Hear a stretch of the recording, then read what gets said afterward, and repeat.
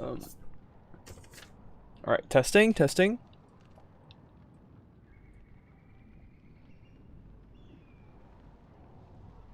Okay, cool. Seems like we have audio now. Okay.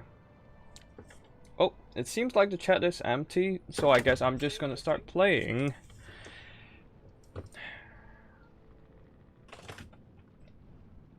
Now, this is a build we're going with.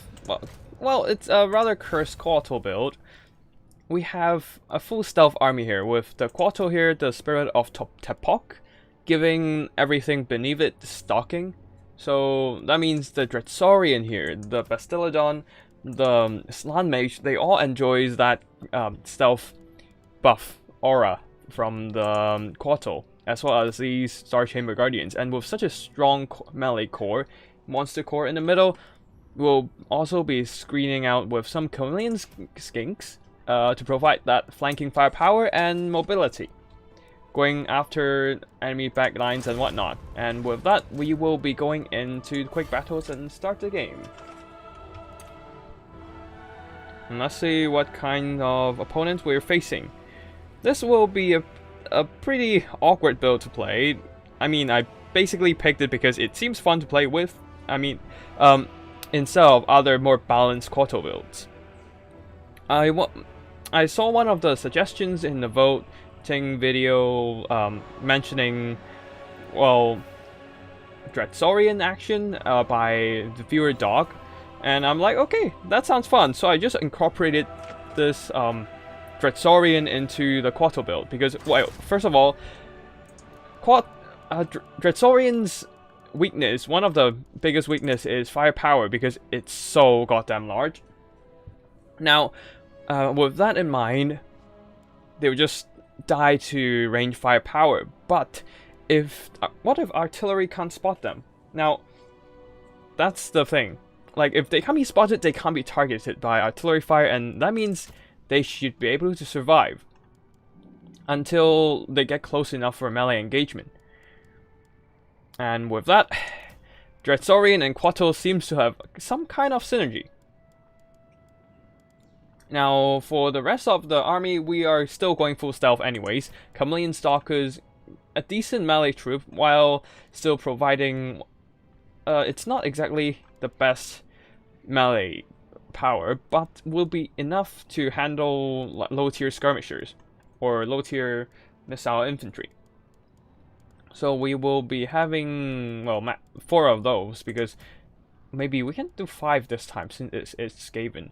And if Dogs tries to run them down, it will still be okay in terms of cost effectiveness.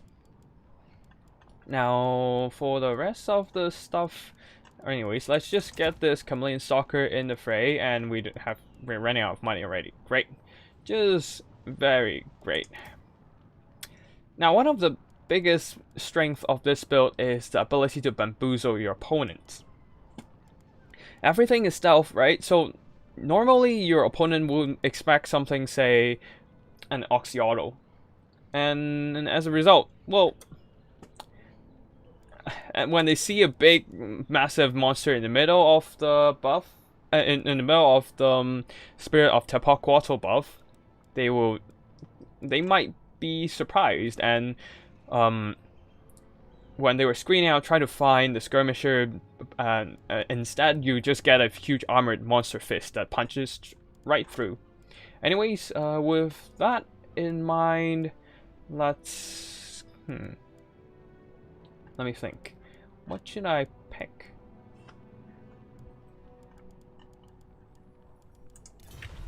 Hey, with that in mind, maybe I should pick something with a little bit more flying power, and also cut down the cost. But I still want the banishment and okay.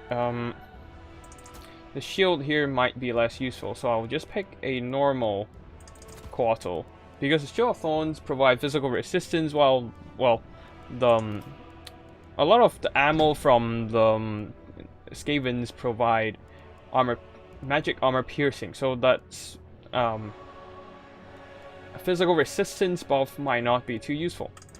Okay, and maybe we'll get a couple of these and we should be done. Spend the rest of the extra funds on our chameleon skinks to give them a little bit more melee stats. Now, ready when you are.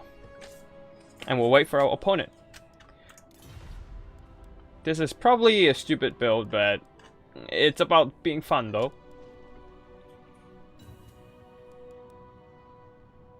I'm not sure how good can Dread Saurian survive in this, but let's see what happens.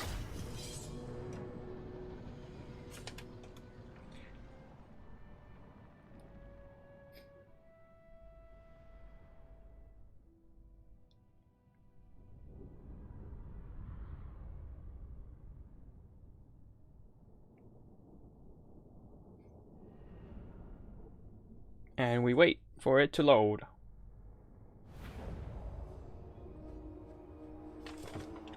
Okay, so our opponent will still use artillery for sure, especially given they are on, probably gonna be on this hill, bunking up, hunkering down, ready to fire and whatnot, providing a lot of slave buffers to slow down my advance. At least my Dread Saurian will be able to terrify them away quickly. It's just that they might provide a lot of firepower to snipe out my Coatl and... Oh wait, no, we are... Oh yeah, we need to deploy in a way such that we don't get hit by artillery fire by too much. Also, get some chameleon stalkers here to spread out and maybe provide some flanking maneuvers. Now we also have these pterodon riders hiding behind, and now the melee core. We don't have a lot, just elite infantry, some visual cover, concealment, and also well, some healing from the Slam Mage. Slam Mage, all the buffs are on him right now. Like we have the Aura of Coatl, the Shield of the Old Ones, and also Banishment. The Bound spell is a little bit awkward. Let's see what happens here. We also have a Lesser Chain Lightning and Thunderbolt in case we need to kill off some artillery and mobs. Anyways, let's just get our little pterodon riders behind the terrain and see what happens. Ready when you are.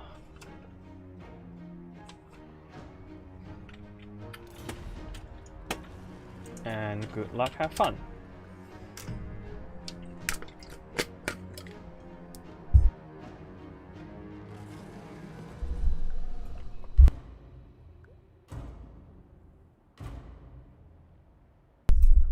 Okay, it seems like our opponent is gonna take a minute. No problem, man. Take your time. As always, I never bother to hide my army pig because, well, my army build's gonna be similar or the same throughout the whole stream anyways.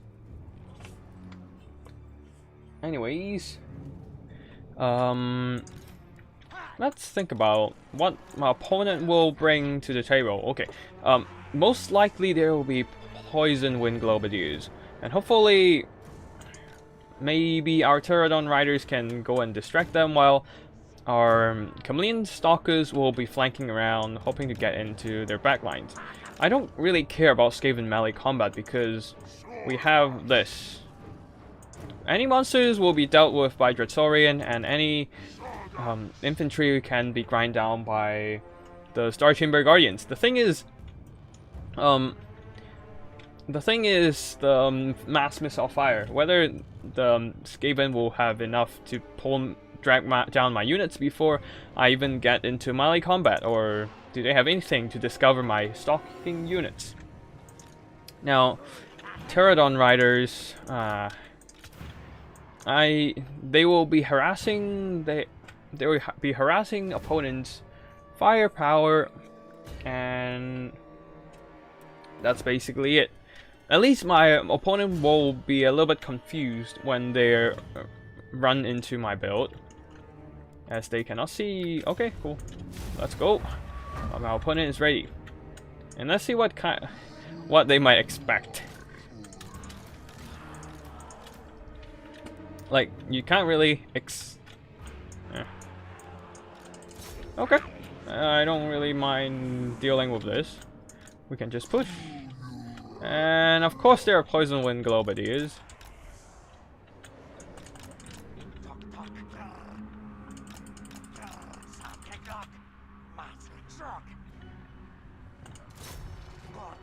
And we run into these guys and we... Okay.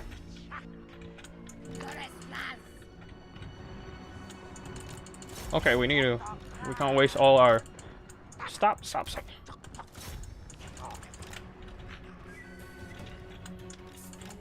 Okay. I think they are gonna take it slow and wait for us to get into range into melee combat. Anyways, we need to finish these pit fighters.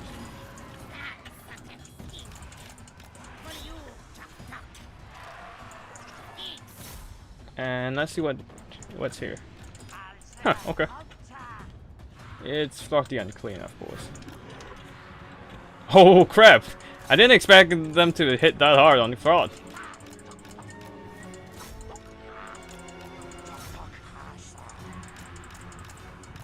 Let's see if we can kill.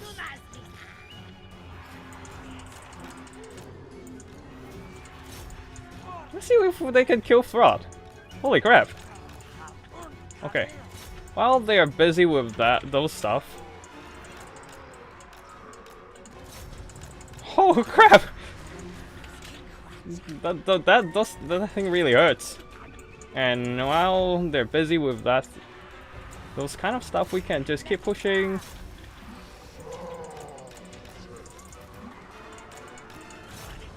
Okay.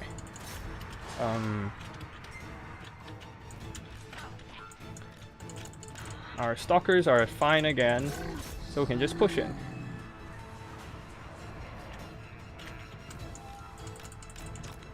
And the red ogres are almost full health, which is not exactly a problem here. Thrall, where's Thrall? I have no idea where Thrall is. Is he dead? Oh, I know he's here, of course. And this is where our chain lightning will be.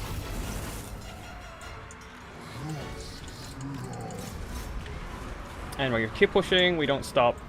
We do not stop.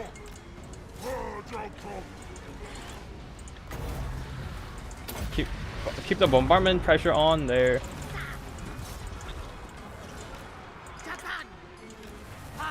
Oh no, it's the howling thing.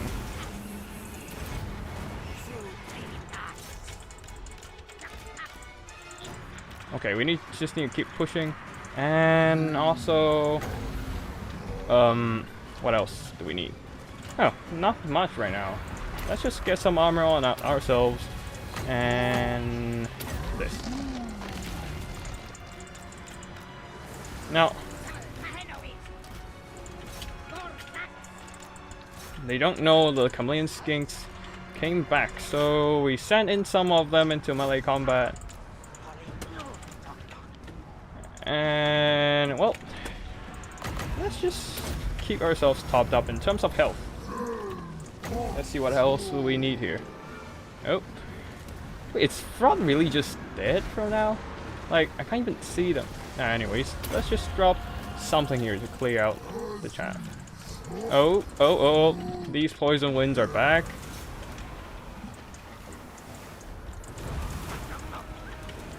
Okay, we just need to keep everything topped up. They can't really fight. Okay, we come back here. Oh, you can chase down these guys. It's absolutely worth it to send one. Okay, you guys have to snipe it down.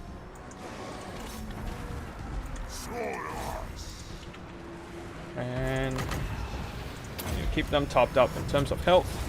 Of course, Florida is back.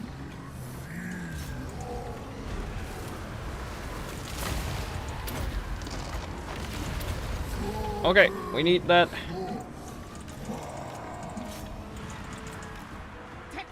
Oh, damn. Wait, is that? Okay.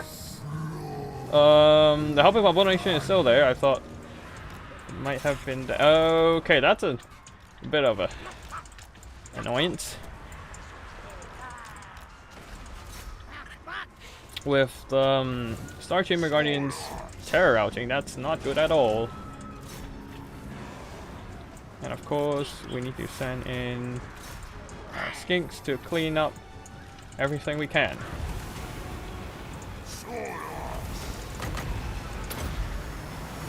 Okay.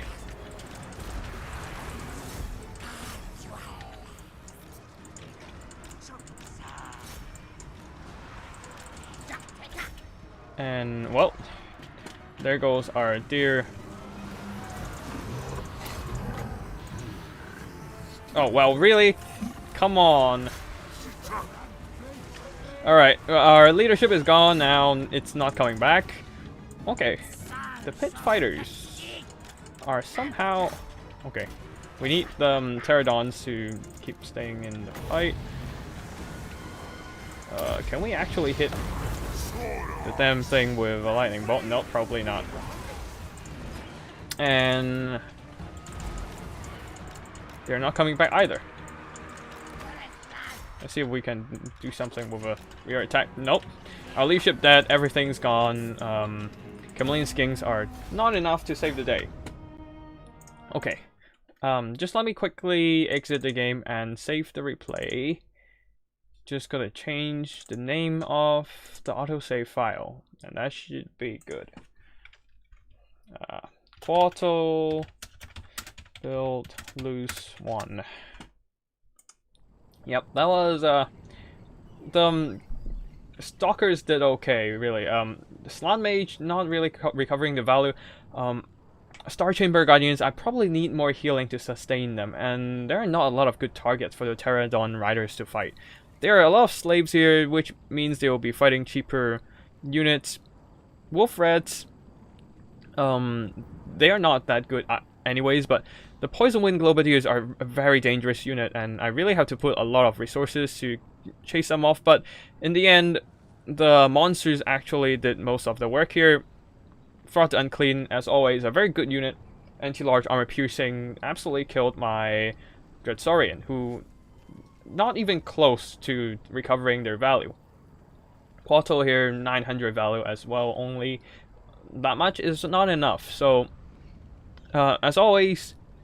Oh, I actually lost against the Skaven in the melee grind, so I guess I have to go back to the original build I brought, which is not double Pterodon. Instead, I save up the funds and use it for more healing, which is Revivification Crystal Bastillodon. Now let me just drink a bit of water.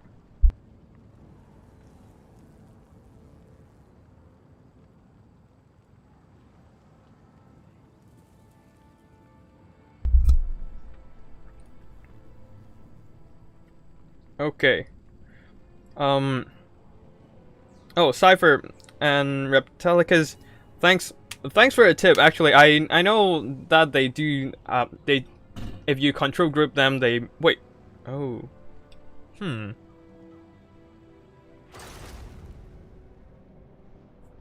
I know that you can control group them to make them move at a similar speed. I think they either like adjust the speed between. Oh man. They actually grabbed... okay, it has to be a mirror match now, since it's, well, Cursed Coatl Build. Just gonna have to say apologize for going for a mirror match. I'm testing a lizard build, so we might have to do a mirror match here. Anyways, we are going... This is my usual standard build. A Spirit of Tepok, the Regiment of Renown, providing Shield of Thorns for extra resistance, and also Banishment. Not sure if this is actually tournament legal. Oh, cool, they switch over. Oh wait, if they're using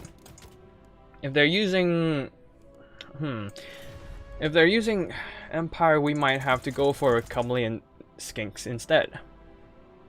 Since Stalkers are not exactly good against heavy cavalry, and while Chameleon Skinks doesn't exactly fight heavy cavalry, their blow dots are pretty decent in slowing down the slower heavy knights and stuff. Hey Cypher, okay, yeah, I know that I need to like do a control group thingy, like I think it's Control G for the shortcut, but in the last game I didn't really care about limiting the speed for the whole group because I was just trying to get into melee as fast as possible. It didn't actually end up too well, but well, it is what it is. The Skaven did overpower me with the healing available, like Fought the Unclean almost dying to the Stalker's explosives, but in the end healed all that back up, so the explosives were kind of wasted in those volleys.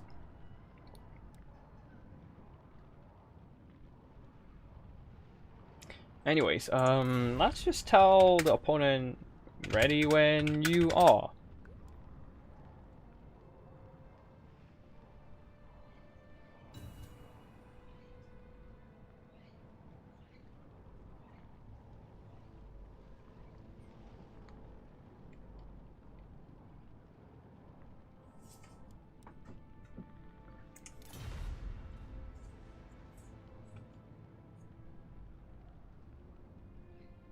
I don't know if you think the same as me, but personally I feel like the Coatl model doesn't look too good, because like when I look at the model and try to take a screenshot for the thumbnail, I kind of struggle to find an optimal spot for the unit. Not sure if it's just my skills or I just personally dislike the model itself. I have no idea, but it just doesn't. Doesn't feel that the model looks too good. It's basically a snake with wings, but I know that's just Coatl in general. But the scales on its belly, like the patterns on its belly, just doesn't look nice to me. Like it feels like it's like the belly of a. It's not even a snake, but just a belly of a bug or something. Not sure why, but anyways, we will be setting up as far forward as possible. I'm expecting handguns, a bunch of handguns, and they're all gonna be focusing down on my Dread Saurian. Anyways, let's just control group that. Unfortunately, the Coatl, due to it being a flying unit, will not be moving at the same speed. It will not slow down for the ground unit at all, because all flying units will fly in the same speed. You can't even toggle the unit speed on it. Wait, no, you probably can, but I don't think they slow down in the skies. Anyways, let's spread out our Chameleon Skinks. Tell my opponent ready when you are.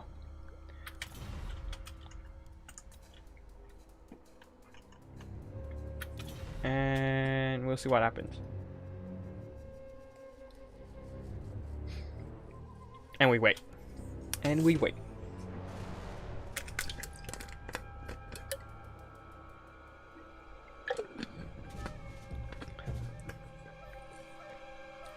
Another issue this build might have is just everything in this build is so damn expensive. Okay, they are going for mass missile build for sure. Handgunners, a lot of handgunners, and interesting. Okay, we might have to sneak into the back lines, which is not exactly what we want. Anyways, we will just keep pushing forward. They don't have any artillery fire, so we don't have to care about that. Okay, they're shifting their units around. Interesting. They don't know where our units are, so interesting. They're pulling everything. Okay, okay, okay. They're hitting quite hard. Okay,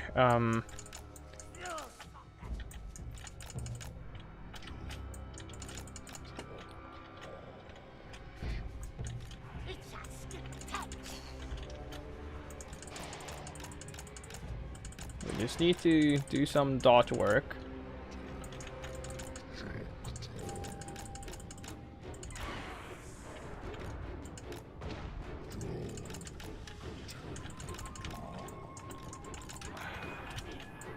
Flank around, and here we are.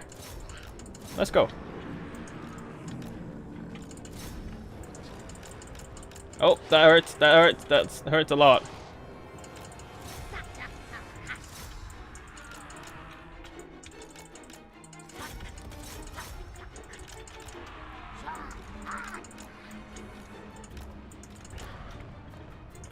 And we will need this.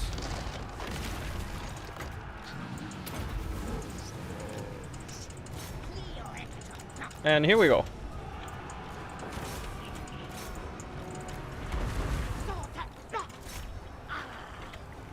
Okay, that's a lot of firepower coming in.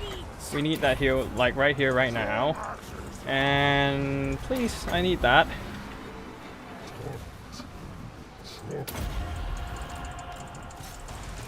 Okay, drag them out. And our... well, Dread Saurians are already gone. Which is so very damn nice.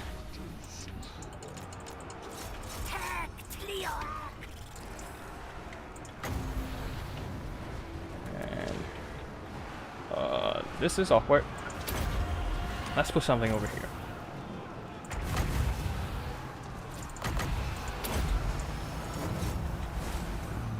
Okay.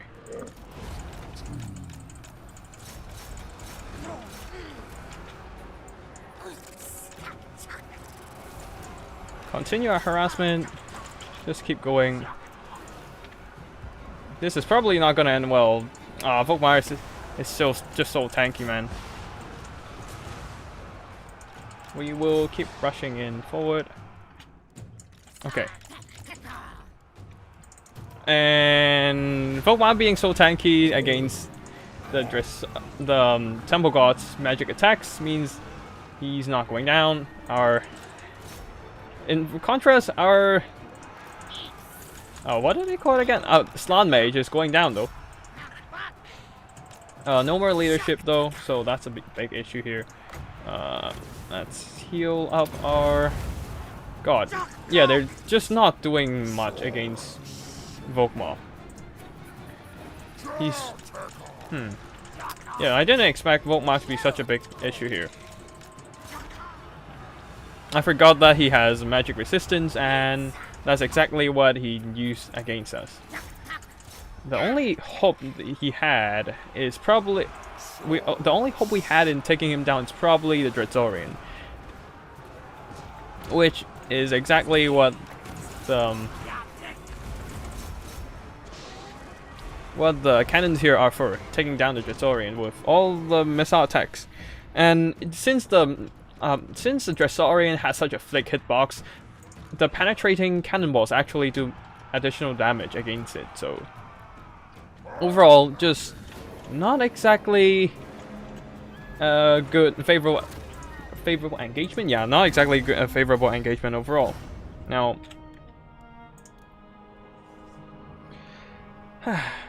we will take that as a loss. Here, yeah, you can see here, there's just not a lot of damage done against Volkmar at all. Even fighting for the whole time amongst a bunch of Star Tumor Guardians, Volkmar just isn't taking too much damage. The Star Tumor Guardian is only getting 700 value out of the whole combat. Is not good enough to even the odds at all. If the... Let me just switch over and... Cool. Okay, and save the replay. Coatl build lose 2. Let's do another match. Oh, that was fast. We probably need to go back to chameleon stalkers. They're better at fighting in melee and also clearing out chaff and whatnot with their explosive blowpipes. Now let us just go back to the Coatl build.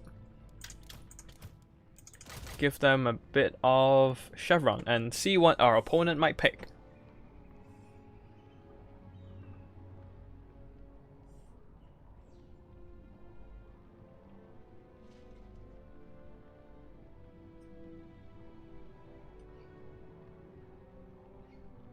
And we wait. Okay, this might be a problem. Now, should we just go for an additional Coatl or and I mean not as additional Coatl, but should we go for another chameleon stalker? First of all, we need to switch out and not use the yeah, we'll just go for a regular temple god because Volkmar is probably gonna be there anyways. And okay, we have this. What about getting a no, we can't grab an Amazon Bobs because a salamander and hunting pack, that might be interesting to use. Alright, we're going off fire. Anyways, we have a lot of fire attacks and also a bit of healing. I'm not sure how long the temple god might hold in combat, so let's see how they do. After all, they're only regular temple gods and not the Regiment of Renown version, which is actually the more cost-efficient way to upgrade a unit. Like when you compare the all chevron up units, max chevrons, 3 gold chevrons, versus a regular Regiment of Renown unit, you actually get a cheaper version in the Regiment of Renown, despite getting extra abilities and whatnot. So it's kind of weird, but it just, for whatever reason, it works that way. So given that they are Empire, we don't have to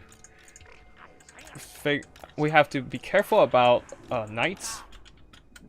So just gotta scatter these chameleon stalkers a bit to not let them get shot by okay, and to not let them get run down too fast. Also, if they're stuff, say like Pistoliers, the blowpipes should be doing some pretty decent damage against them. Now we have grouped this into a control group, and hopefully it will work properly and not having our poor salamander hunting packs pull too far away. And we need to just tell our opponent, ready when you are. And also, this is a cheaper version, so it doesn't come with stalking. We have to put them out a little bit further around here.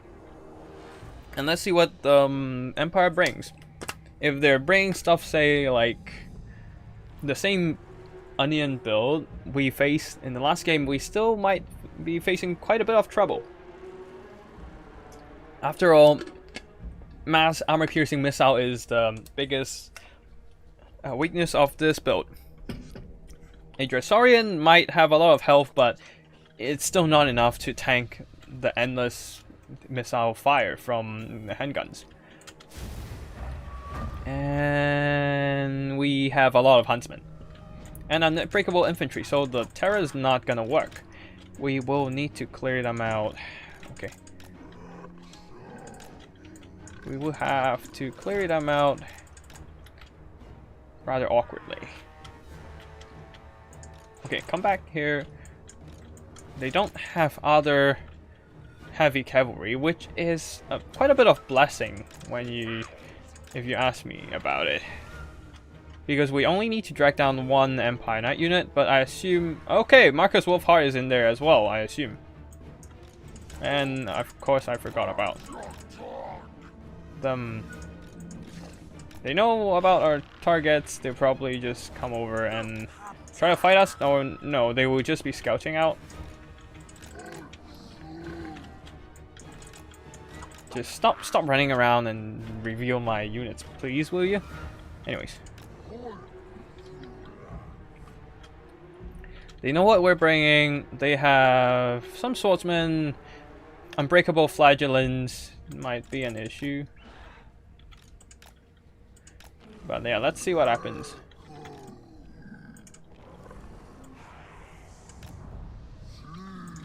Why are you in a column formation? Anyways, let's... a lot of pistoleers. Let's see what happens. I don't mind them wasting all their shots. Oh!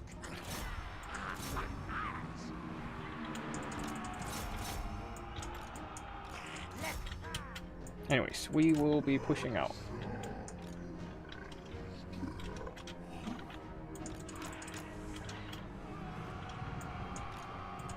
Give them a little bit of taste of fire powder. Or not fire powder, just explosive concussion. Concussion, yeah. Oh, yep, Marcus Wolfheart is right there. Anyways, please chase them down. Command Stalkers are not slouched in combat at all, so... Ow, that hurts. Anyways, we can just push. Doesn't matter at this point. Well, we can fight them.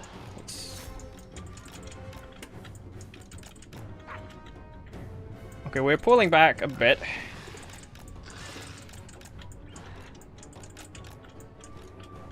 And...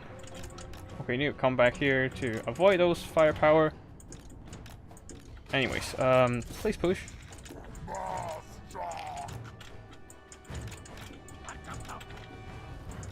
Our Coatls are dying.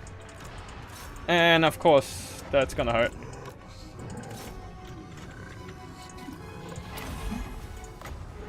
We need a bit of resistance.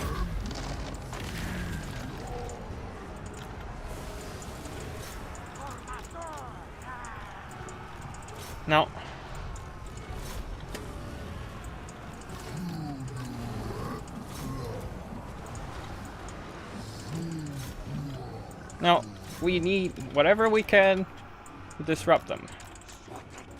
So, this is an ugly formation, but whatever.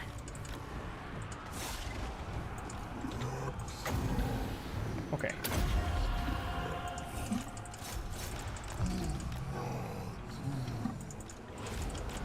Keep chasing them down, please. And also, you come in, stalkers. You can pull out of there. As long as they're not... okay, just keep dumping those firepower into them, please. Okay, they have... just keep chasing.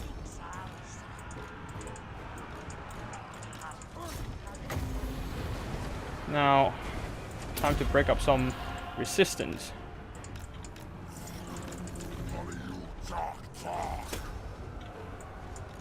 We'll keep chasing them. Ouch. That's some friendly fire that I don't want to take. I was... oh, well, whatever. It's friendly fire, unfortunate, but it happens sometimes. Now, we need to chase them down.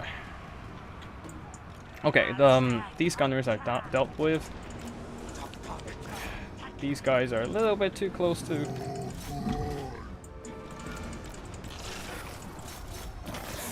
no.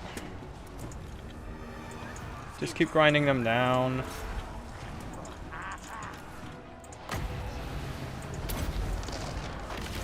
Oh well. That's unfortunate. Anyways, let's just heal that up. Give ourselves a little bit of a defense buff. We need to keep chasing down key targets.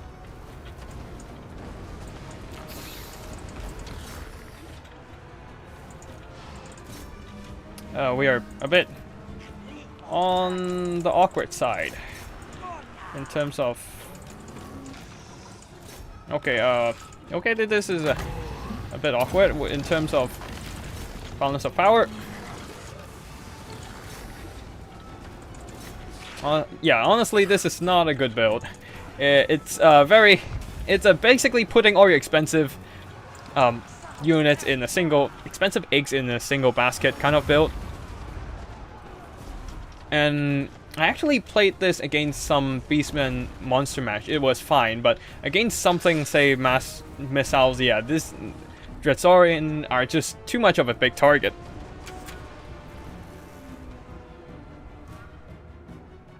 Yeah, the Dread Saurian with Coatl support gen is not exactly a good build.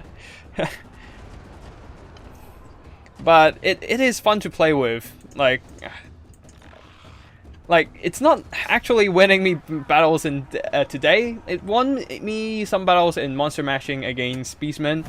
Like, say Gorgon and also a Taurox. But the thing is, today we're just facing a lot of missile builds. And against missile builds, the Dread Saurian just died, just gets shredded to the armor-piercing missile fire. Yeah, let's just go for another battle, and while we wait, we will be saving the replay we just went through. Third lowest.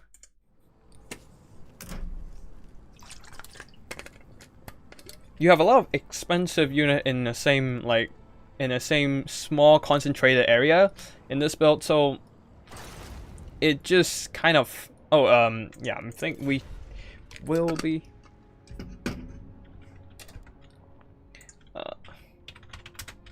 hey, I'm just gonna quit and rematch because I'm bringing the same build. Just telling the opponent that I'm not gonna play the same player a second time with the same build, because it's probably gonna get boring for them if I match up with them too many times anyways.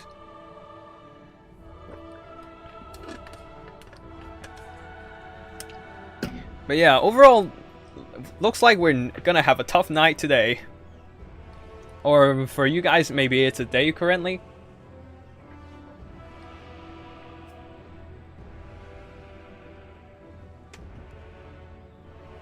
And yeah, let's see what our opponent might bring next round.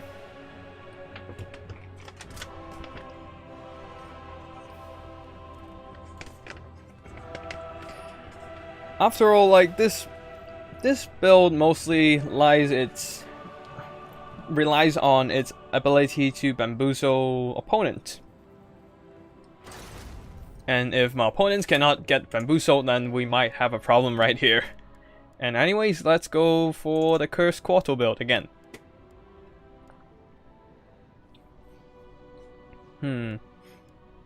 Let's see what our opponent might bring here. And let's just ask them for their faction, actually.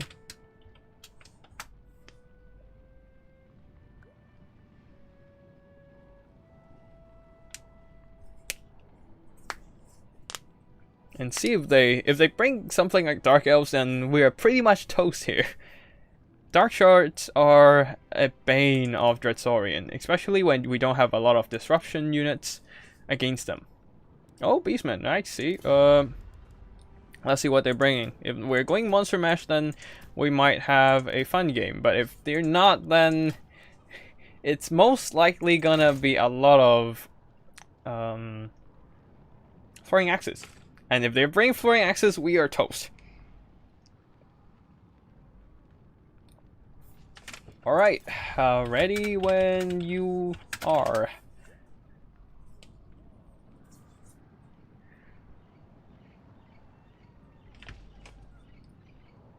It is a cursed build for a cursed game. Let's go.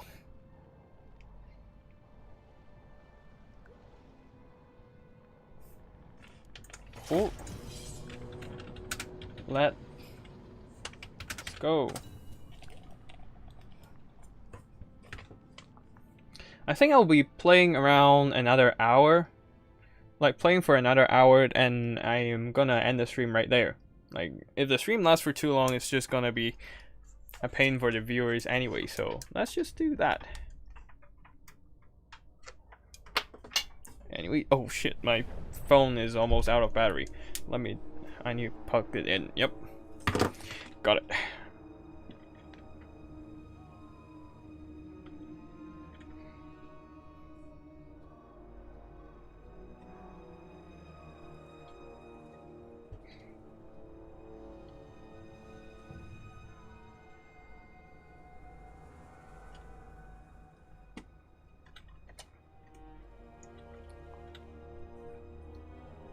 Oh, seems like our opponent is gonna might have some internet issues,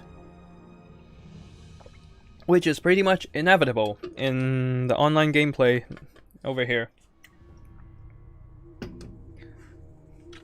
Occasionally you just find some opponents that has complete lag, and you realize you can't even issue an order for every 5 seconds, or it takes like 10 seconds for your command to be issued, input into the system, and your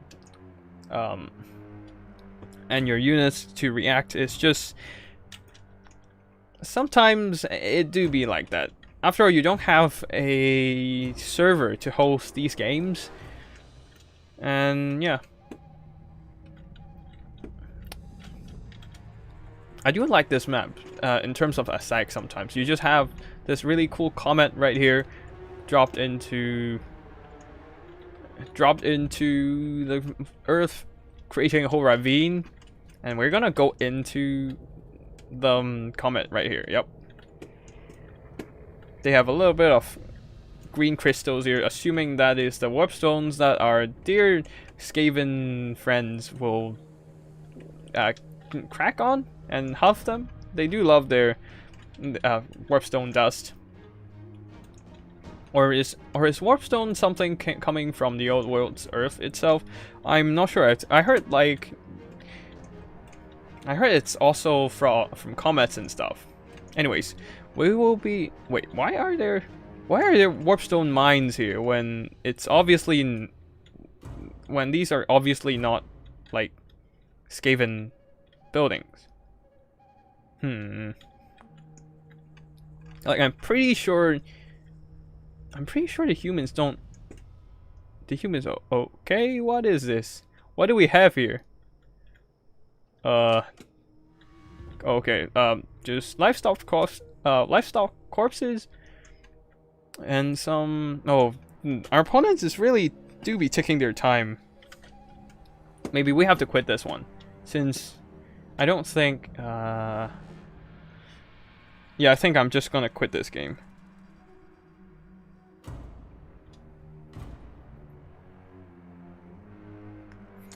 In the end times, Skaven dropped the moon on Old World, but I think they dropped it just for the lols, or I'm not sure what happened, what caused them to drop it, but I do remember that the Lizardmen just pulled the moon into Lustria, but that's basically all I remembered. This faction, the faction weak to this build, I think there are maybe 2 factions weak to this build. I faced 2 factions when I was doing some okay, I think we're just gonna quit this. We can't even concede defeat. Just great. This is great. But yeah. Anyways, I think the faction weak to this build is Bretonnian, because Dread Saurian is just really good against Bretonnians. They can't really do much against this large armored monsters. Yes, they might have something, say well, let me think. They have something, say a companions of Canal, but that's just 1 unit, and if they charge head on into a Dread Saurian, they would just die horribly. And let alone we are also fighting on top of some elite Star Chamber Guardians. Now with the combination of the monsters we have here, all the terror sources, they should be able to destroy... Okay, can we... Yeah. Oh, it seems... Okay, let's see how the battle plays out. Do we have a lot of lag in the actual combat? But yeah, we are fighting on top of some elite armored units, and then we also kind of have some chameleon skinks sneaking into the backline to disrupt the archer fire. So it's not... So the Bretonnians might have a hard time fighting this build. If you have some hippogriffs, say like King Luon himself dropping down, he might... It's not like he's gonna get out of the combat unscathed.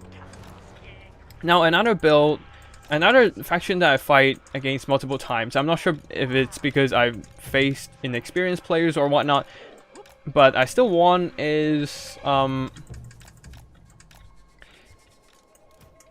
it's pretty much just Beastmen, basically. Everything else I failed, especially against Dark Elves. Now, let's just get a build started. Since we have spent so much time loading. This build is just... This build, so far, is just a pain to play with. Okay. Let's just throw our explosives in there. We need those stuff dead. Woof.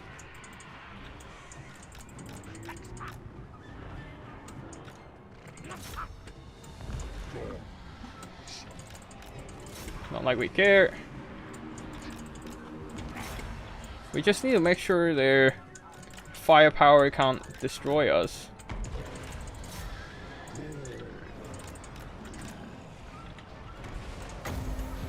There's a lot of...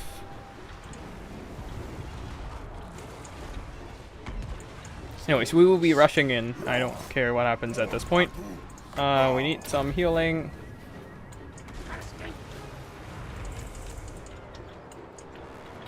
And of course we're lagging already. Great.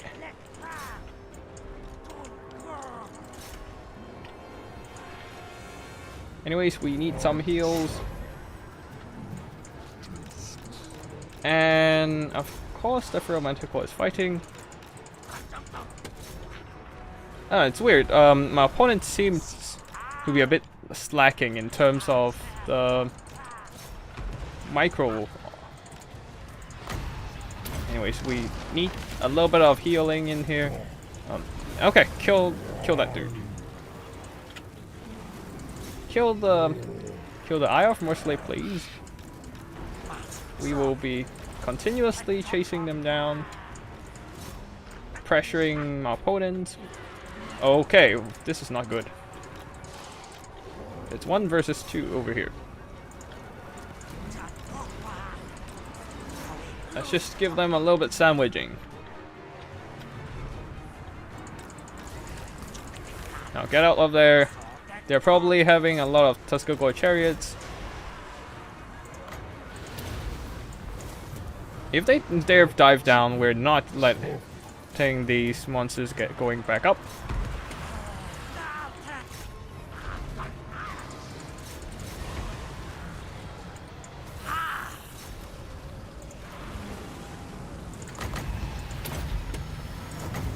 And we're going for a banishment in here. What else do we have that are not in melee combat? We have a running unit over here.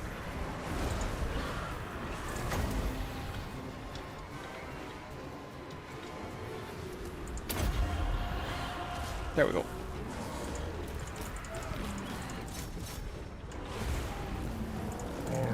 A little more healing on our valuable unit. Okay, we need to kill off those Tuskegore chariots.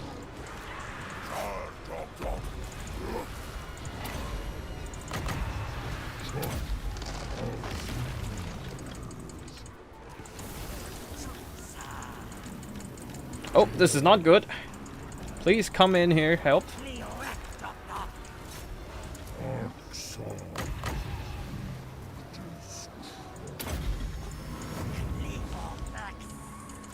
We need those heals and we need them fast.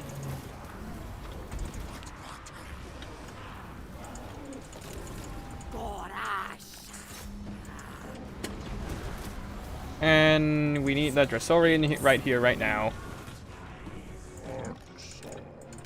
Okay.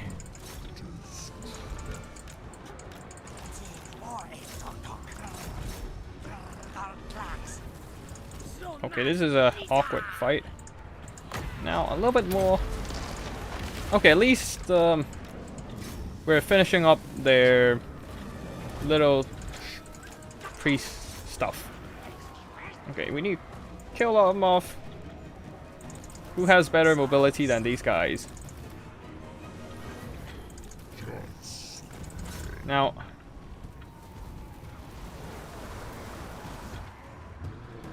the blowouts are pretty nice in this kind of situation here.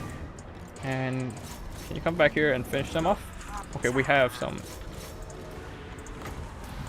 Now, we did ran out of stuff for physical resistance, but we have a whole blob of terror that they will not be able to touch. You can't touch this, my friend. Anyways, keep running. These guys are back. Oh well, our set Coatl. They are down. They're done for. But at least we're pressuring their mobility. I mean, their skirmishing forces. We just need to finish this Eye of Moslib, or at least put him out of his misery. Terrible, terrible fate of. No, okay. Anyways, let's get ourselves some physical resistance here. And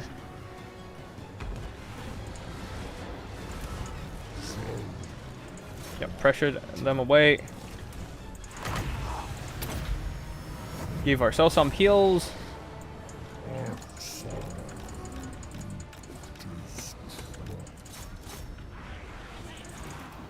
We don't have much units left.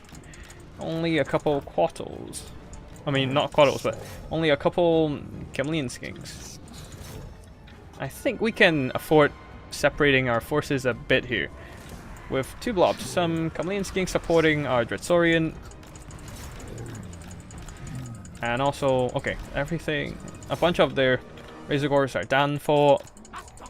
Just need to keep sending in our chameleon stalkers to chase down their skirmishers. They don't exactly have the killing power to finish us off anyways.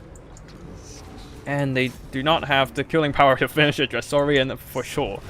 And that's basically it. Yeah, but I think my opponent was not exactly on point on the micro for the Razorgores. So that, I guess I did capitalize on the micro mistake of my opponent. But of course, they do have a couple chariots to micro. The double shaman, Brave Shaman chariot on Tuskagore. But this is the beautiful thing of Dread Saurian. I think the Dread Saurian has such mass that the Tuskagore chariot just can't activate the bug. I fight against a Beastman player. He was testing out something with the Tuskagore chariots. I brought this build, and in the end he was mentioning how he assumed the mass, all the mass of the Basilodon and Dread Saurian just stopped the Tuskagore chariot from pulling out some effective damage. But over here, 3,800 damage on the Dread Saurian. Damn, it's a really powerful unit if it gets the valuable engagement. Right here, the Feral Manticore actually get a 1,700, assuming it took away a lot of HP from the Spirit of Tepok. Yeah, it really got some favorable engagement in the air. Coatl itself is not exactly a good combatant at all. I think like it's only good against disrupting missile units. And if you tell it to go one-on-one with some kind of monsters in the sky, it'll probably go down in a hurry. Now, We have another opponent here. Let's see what they're made of, or what we're made of. Oh, okay. Anyways, Cursed Coatl Build. Let's see what they will be bringing for faction.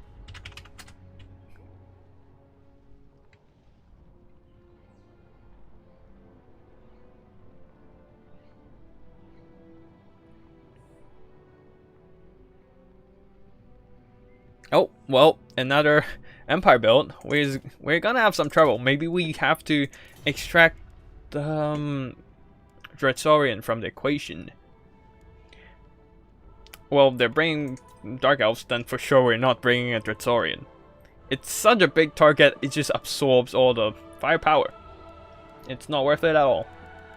But anyways, Ancient Salamander. I haven't used this at all, actually, when I think about it. Anyways, we have, with all the Dread Saurian, we have a lot more money right now. Now, what else should we get? First of all, I like more Skink Stalkers, and we'll just bring in some cheaper alternate. Oh right, you can't bring skirmishers. You can't bring 365 arcs. We'll get a couple of chameleon skinks, and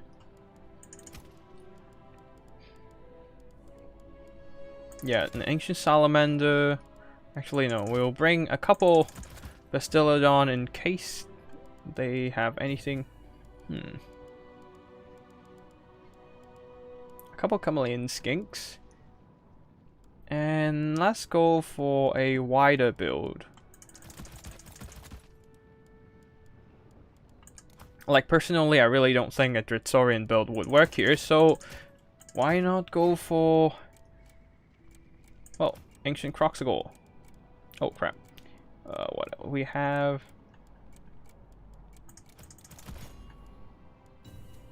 Oh no! Oh crap, I think we will be 2,000 gold short. Because one annoying thing is in this game is that if you don't select it by the time it goes grey and stuff, it will just kind of forces you to go into combat with whatever you selected by that time. And we're kind of screwed here. 2,000 gold short, it's a huge drawback. Let's see what we end up with. Yep, exactly. 2,000 gold short. And yeah, I don't think we're gonna win this. Oh no. This is gonna be bad. Oh, we don't. I forgot to bring the Coatl. Oh no. That was a big mistake. Why did I thought I got the Coatl, but I didn't realize I deselected it. Damn it. And also, this is not a good terrain for solar engines anyways. Anyways, let's just get this over with and be done. Well, that's a lot of holy crap.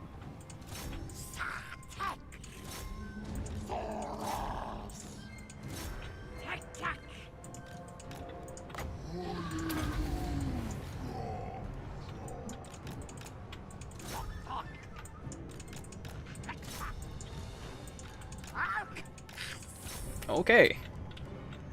This is awkward.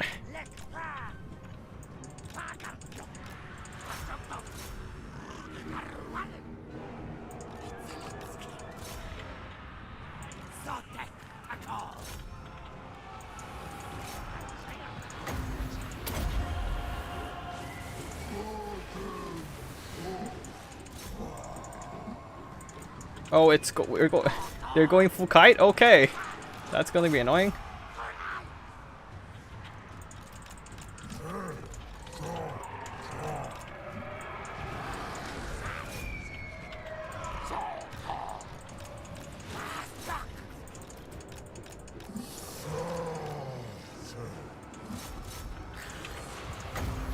Whatever. Yeah, that is not gonna end well at all. if they're going full kite.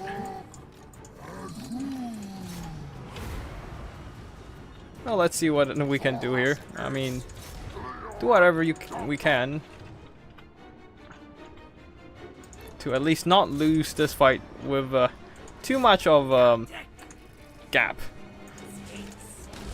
But yeah, Chameleon Skinks is all we've got to counter these guys. It's gonna be annoying.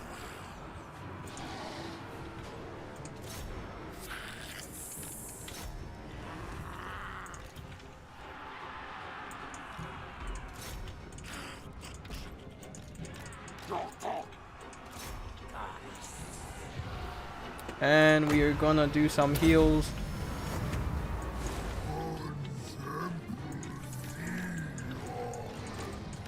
Let's see if they try to push over. Oh well. We lost another Chameleon Skink unit.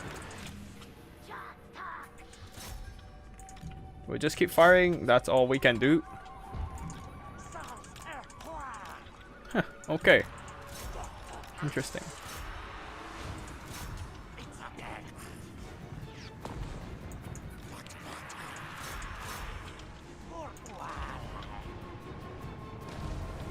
Picking off their... Okay, we just need to keep picking off their cavalry. Eventually they have to do something about it.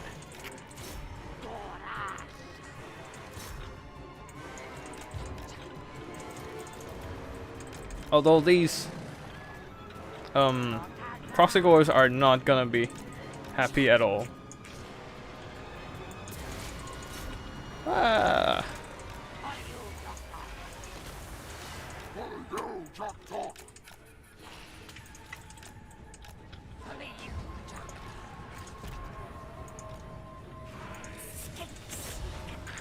Let's see what happens. Just keep pushing.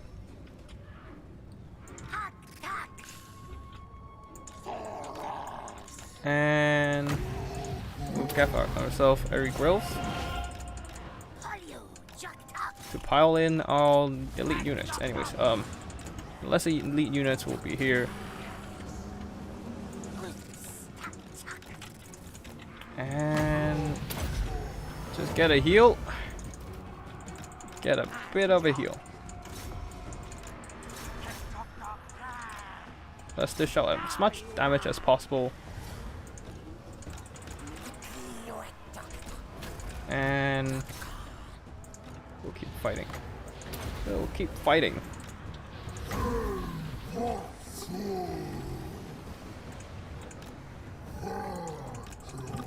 At least they're trying to engage us in melee combat, which is exactly the opposite they should do. Of what they, yeah, exactly what the opposite of what they should do. Big mistake. And I would like to capitalize on that. Exactly. Considering that we're 2,000 gold short, we are doing pretty damn well. So, yep, my opponent is trying to relying on cheese. After all. Okay, we need to keep shooting. We need to keep shooting, make sure they don't come back. Oh, okay. We'll try to do this one. We'll give them a bit of a... Now we heal.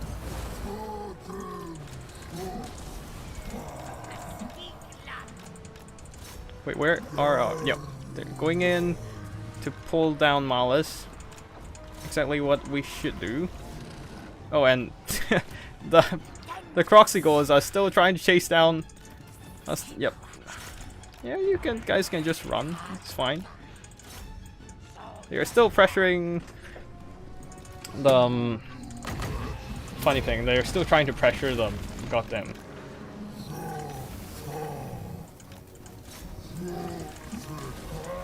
Okay, these are done. They're still running after the siren, like, for some reason. And, well, Malice is... Yep, Malice is still Malice, which is all good for me. Not an issue. Alright, this is not a Coatl build I had in mind, so we will be... Wait, what the heck? They just lacked it.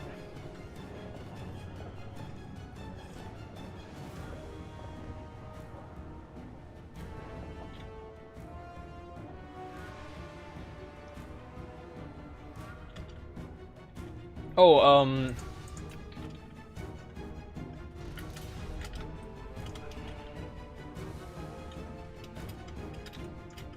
ah well, not a good sportsmanship to start the battle this soon. Wait, did I start the battle first or did they start the battle first? I kind of forgot. Anyways, this is not a Coatl build, so I'm not gonna save that. But, yeah. If not, Ancient Salamander sounds fun with Coatl. Yeah, it does. Like, Ancient Salamander suffers from the lack of range, and if we can get it into range with stealth and not getting hit by artillery and stuff, this might actually work pretty damn well. The only problem is the presence of mobility, with the Coatl being so expensive, and also Salamander itself is not cheap either. The mobility might be an issue because we don't have enough resources to protect our backlines. But if we're not bringing Ancient Salamander Dread Saurian, the Coatl might soak up the missile damage, but I think it's actually a fine trade. Because first of all, you can dodge with the Coatl. Secondly, Coatls have missile resistance, if I remember correctly. Let me just check quickly. Yep, 25% missile resistance, even higher than the usual scaly skin that you get, 15%. Now, with the higher missile resistance and also a weird hitbox plus flying, it's actually pretty damn fine. Anyways, let me just ask my opponent what is faction? Yep. Let me just ask the opponent what they will be bringing for the faction. And we'll just wait. But yeah, yeah, my opponent did start the game a little bit early, but anyways, it's fine. It's not too much of an issue here. Also, like, if they are just trying to cheese the game, then the issues on them. They're not actually learning the game well. Like, if they actually play fair and square, they will probably lose out. So, like, the reason why I like to play fair is because that's the best way to get good. You play fair and square, you face somebody better than you, then you lose, it's fine, and because you learn something from your defeat. And if you win, you know you win fair and square. There's nothing, you're not winning the game with any kind of shady methods, and you know that's actually how good you are. So, like, but if somebody's trying to win the game with like weird cheese or exploits, then I mean, I'll just see if I can beat them. If I can beat them, it's cool, because I know that, like, they're not, they need to be better than cheese to actually be good at this game. Or if I lose, then it's still fine, because, well, the issues on my opponent's side and not my end. It's kind of a weird mentality. I have a kind of weird mentality on this kind of stuff. But yeah, assuming my opponent is bringing Beastmen, we will... Okay. We will just go with this again. Like, one issue with Beastmen unit is that they have low leadership, and Dread Saurian, being a terror-causing unit, is perfect for this role. Just that we might have to keep a closer eye onto healing up the Star Chamber Guardians, because they're expensive and we can't afford to lose them. And yeah, let's wait for my opponent. Ready when you are.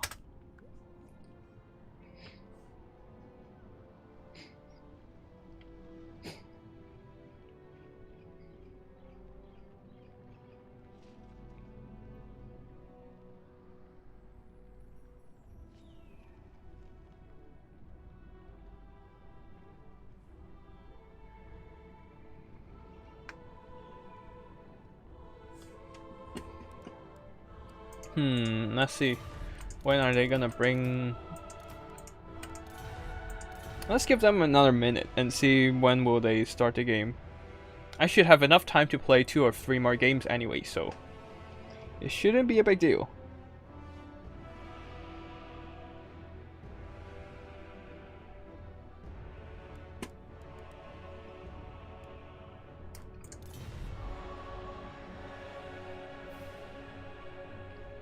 And in the meantime, I do need to think about the next builds I bring to the battle.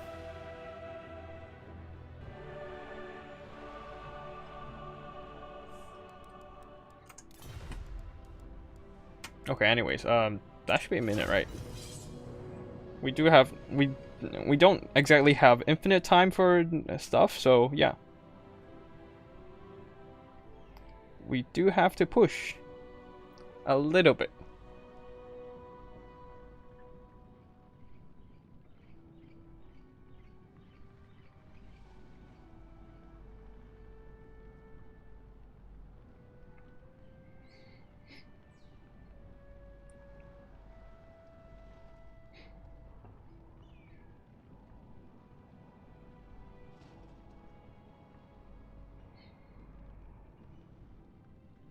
And 20 more seconds, we'll be going into battle.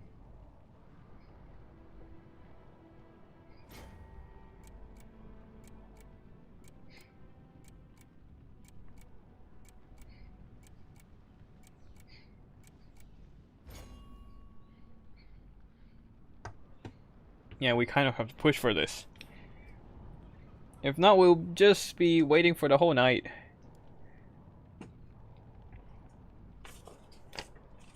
Okay, so back to the Chameleon Stalker build.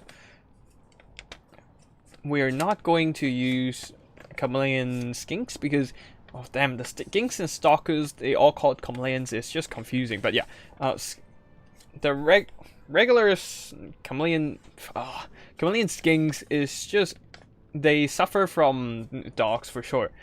If my opponent brings enough dogs and like cavalry, say like Centaurs, that is a huge problem for... Wait, what? It's not starting. Okay, we might have to quit on this one. But yeah, let's move on to a different matchup. Since our opponent might have a bit of technical issue on their end, if their battle is not starting, it might be a connection problem, maybe not, who knows. But yeah, we'll see. And we wait again, we found another match. Hopefully not the same opponent. And if it is the same opponent, hopefully they don't have the technical issue. Okay, cool. It's a different opponent this time. Coatl build again. And let's see what are they gonna bring. Skaven, oof. That's gonna be awkward. After we did lose to a Skaven build earlier. Well, what if we need something to kill off the okay, Ripperdactyls. We probably need Ripperdactyls for this, and of course we're gonna bring an elite core again. So a bunch of... We have a Slan Mage in here. Of course, we need to bring our Coatl, because if we're not bringing the Coatl, this was not gonna be a proper Coatl stream. But the thing is, there's so many chaff in the Skaven roster we need to clear out. While they will be chugging Poison Wind Globadies the whole damn time. Now that's gonna be the biggest problem here. Well, we probably need some skirmishers to pull away the red ogres. So a couple of these guys to give ourselves some speed and kiting abilities, while the Chameleon Skinks will be going into Okay, we'll just bring a couple of those. The rest of them... Oh right, I forgot. I can only bring 3 chameleon units max. 5 chameleon units max, so... Chameleon, skinks, and stalkers, 5 of them in general.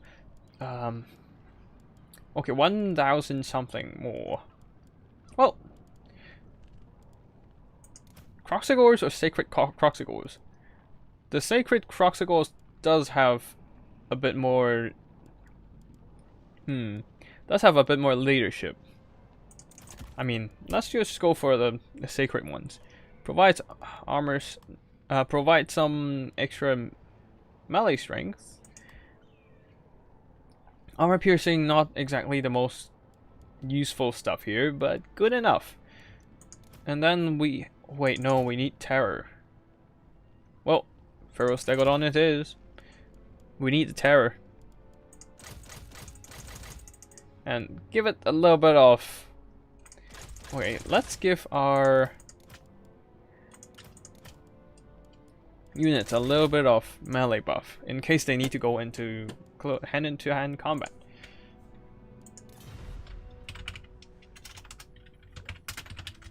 Ready when you are.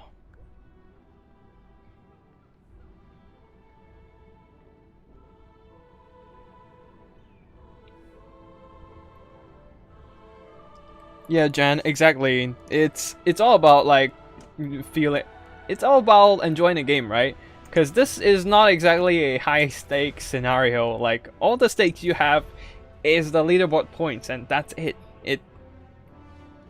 It doesn't matter. You don't have to grind for skins. You don't have to grind for trophies and whatnot. You're just here to climb the ladder and play the games, and that's pretty much it.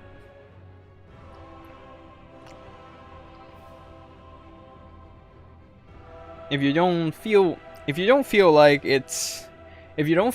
you're enjoying the game, then I don't see the point in playing it. Which is also partly why I usually spend 1 or 2 days throughout the week not touching Warhammer at all, because I don't want to like wear myself out of playing Warhammer too fast.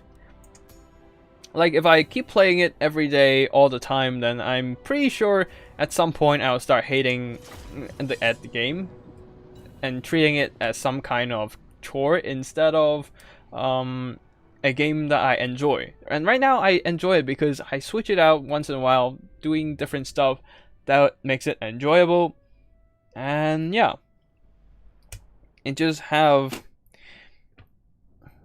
This is just a game I genuinely like, and I want to like... And I like to make some random builds and stuff, and do some random... and just play it in different ways. Okay, crap, this is not a good terrain. I do need to spread out my forces. But yeah. Overall, I really like this game for how diverse you can go with all these kind of builds. There's so much variety in combat style, magic, skirmishing, line, infantry, grinds, glorious hand-to-hand combat, and yeah, it's the variety, the diversity of the dynamic fantasy combat that makes it so good. And of course, it's just there's so much replayability in the multiplayer's combat, I think.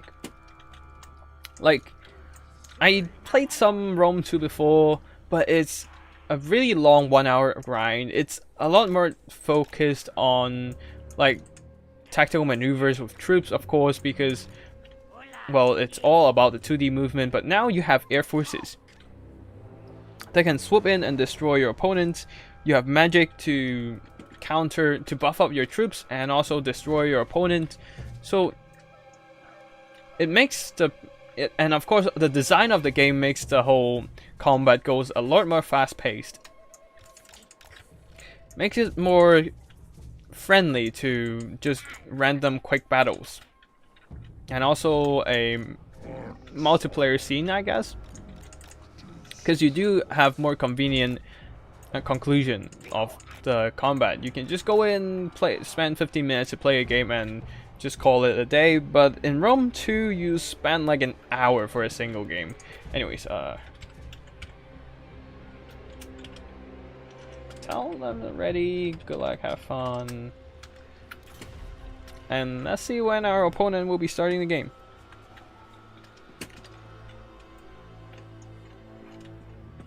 But yeah, just went on a tangent for a while. Like, in this game, I don't exactly say the models, some of the models are not that great, honestly. Like, personally, I don't like the Coatl model. Like, when you look close to it, the scales, like, look at the scales over here, it looks like the shell of a durian. Actually, it just looks exactly like a durian. You have the spiky shell on the back, and then the fleshy, the yellow flesh in the bottom.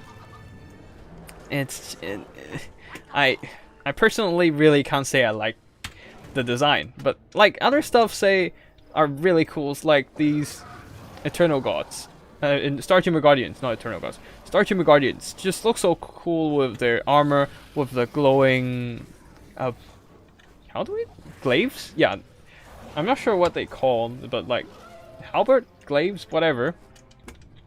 Okay, our opponent is spending quite a bit of time to position, so okay, cool. They got a good luck, have fun as well. Anyways, we have to go. And okay, let's push up forward a bit.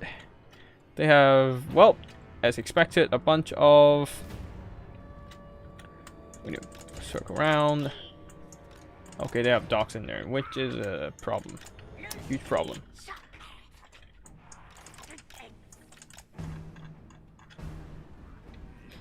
Okay, we can just circle around with our skink to try and pull the red ogres out of place. Thing is, the warlock sales will be a huge problem. Okay, stop firing. Oh, come on. Well, at least they know there are skinks in there. Warlock Giselles are in there. Cool.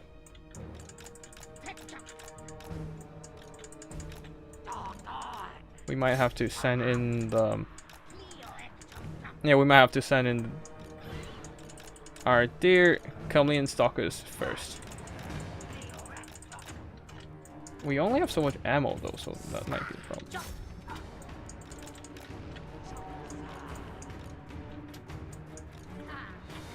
And let's see them blow up.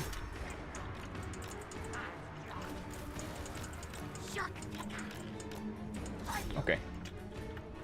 We're going in.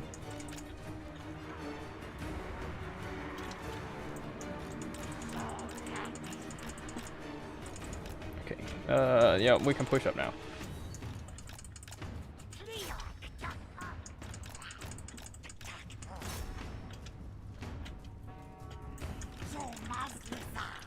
Pulling them out of position, and that's what we need.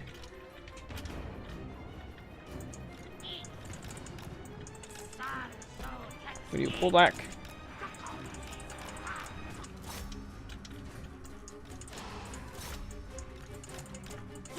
Oh, well, no, we're not going in like that. Oh, cool. We need to finish off the red ogres. Anyways, we are sending them on a run. They can keep shooting, but first of all, we're going to bust through that first.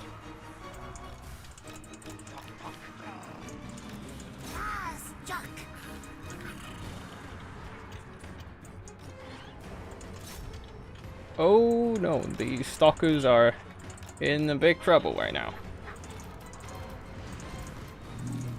Can we get them back up to the skies?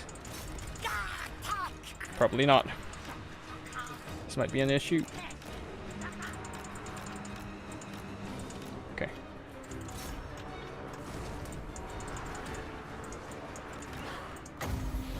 Let's drop a banishment in there and see what happens.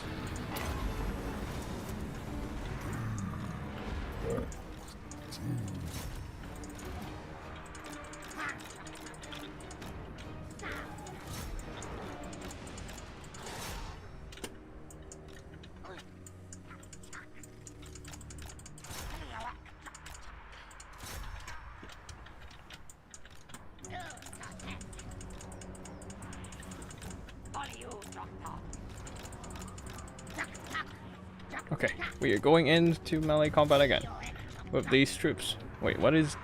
Oh, okay. We're dragging them out of position, which is fine for me.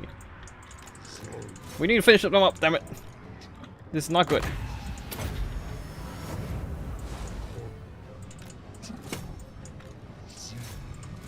They're killing off my men too fast, damn it. At least we have something to chase them down.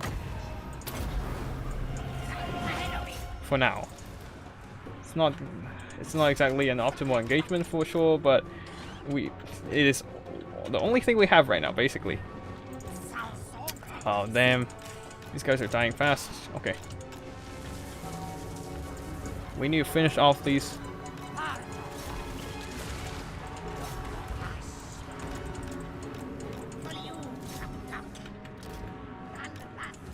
Oh, at least these okay. It's dying.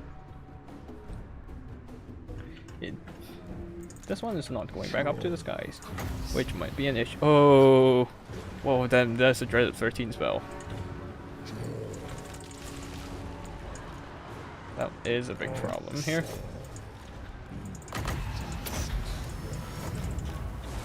Okay, we're running out of mobility for sure. Wait, where are these? Oh, crap.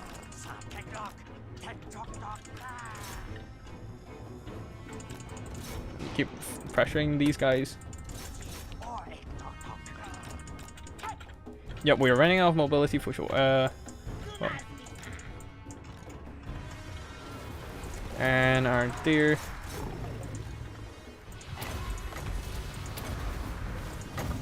Let's see what happens when we drop something down here. Can we at least pull them out of place? Oh, cool. That kind of dispatched the... Okay, we need to keep pressuring these guys.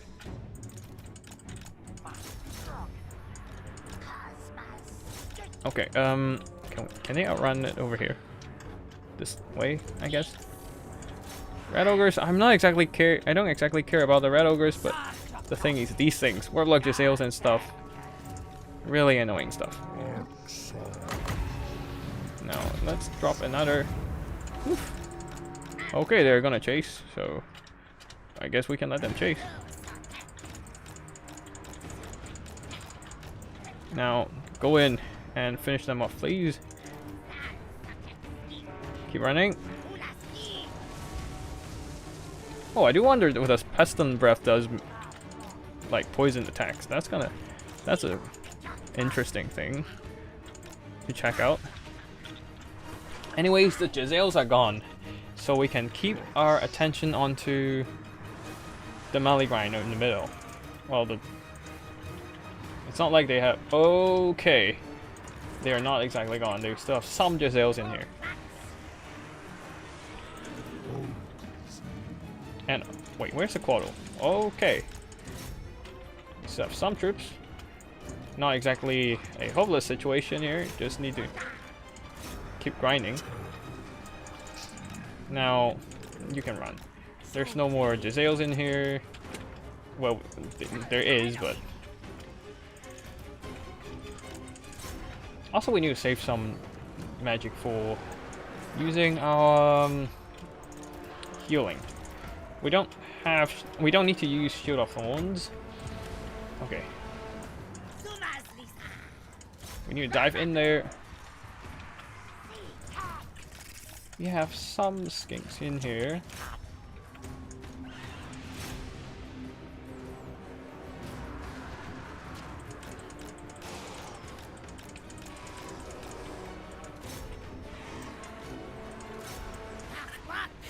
Okay. We are done with the melee grind in the middle. Pop a cold-blooded on this guy and we can start running in here. Okay, cool. Stuff is routed in the middle. And we can... They don't seem to have... Okay, we need to go in here and help out. And also... Let's see if we can get some heals. Okay, these guys can keep flying over there. Yep, we get some value out of this banishment for sure. But we can't exactly heal... Okay, cool. We can just heal this blob like that. Give it a little bit of heal. We don't exactly have to... We don't exactly have to top it up. Okay, Doc's coming in. We just finished it off. Like that. And pull it in. Okay, a Dread 13 coming in for sure.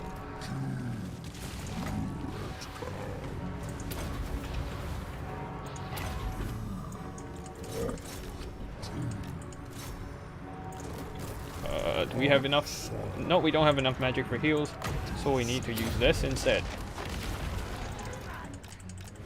Okay, yeah, the Dread 13 is a scary spell. Provide a lot of damage potential in here. And we are out of healing, which is the biggest problem here.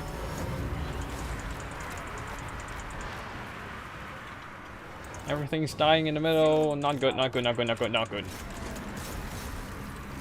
Even our... Oh no, even our Temple God is dying. We need to wait for the... Oh no.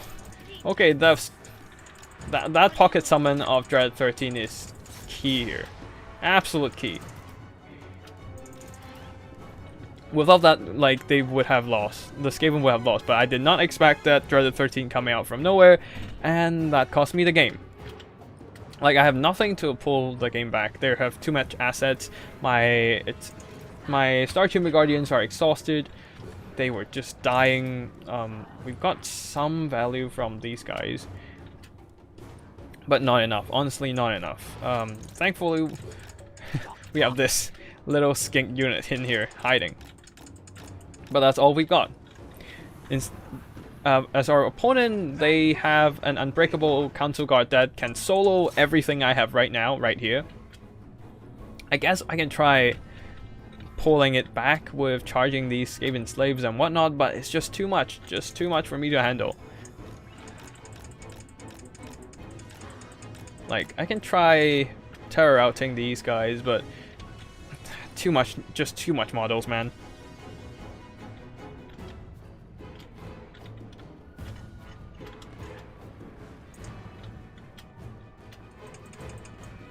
Okay, let's just go in here and see if we can rout these Skaven slaves. Like, these skinks cannot go into combat at all. Oh, of course they came back. Damn it. Come on. And our Slime Mage is dead in the middle. And with that, I think it's army losses with a couple hits from the Jezzails. Alright, let's go in and see if we can snipe this little guy out. Nope. Okay, the Jezzails are gone. Yeah, what should we do now? Oh, you know what? There's a separate unit right here. Like, we can try dashing in and hopping out, but let's see how much we can whittle down these Skaven units. Of course, it's in a forest, so it's not exactly an ideal combat scenario here. Come in with some terror, please, Coatl. Nope, we're not routing it for sure. And with that, we're done for. We're stuck in melee combat that we can't get out of. Get surrounded by faster and stronger units nearby, and we're done. Yeah, this Coatl build is definitely not as... it's definitely an awkward build to use, for sure.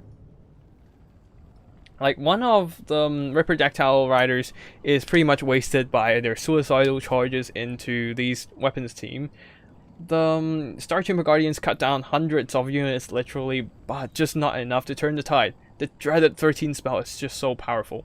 If they actually just dropped the dreaded 13 spell onto my Star Chamber Guardians, the game would have just been ended so much earlier. Now, Feroz Stegodon's not a good pick in this game actually. I probably need something. I need more Saurus warriors if anything, to use the numbers to grind down their numbers.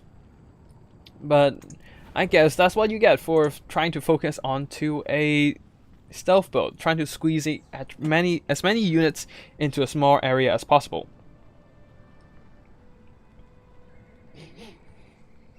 Anyways, I think this will be the last game for today.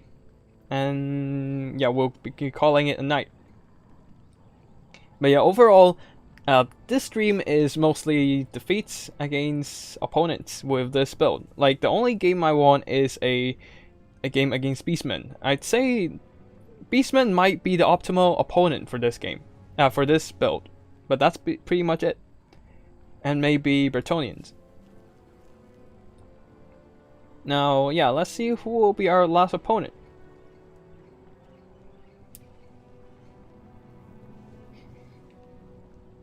Bum, bum.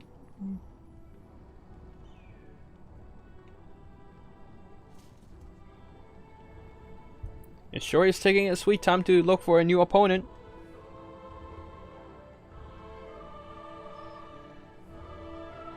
Oh, and yeah, I do have to like turn the lion build into a video. After all, like, it is a rather successful build over the last stream, so I probably put out a video in the next couple days, I think. But yeah, for now, let's just go for the last game of the day and see what we'll be facing. And hopefully we'll be ending it in a win instead of a defeat.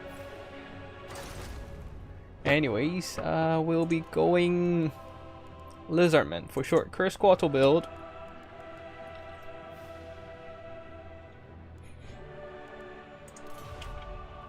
Hey,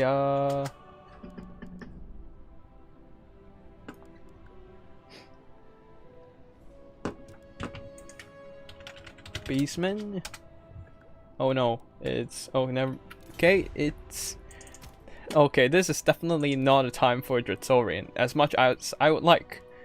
They are ready for... they're for sure ready for all the... for all the big monsters, but let's see whether we can... like, Salamander Hunting Pack is not a good choice either. They're just gonna get slaughtered by the missile fire. Now, what if I go for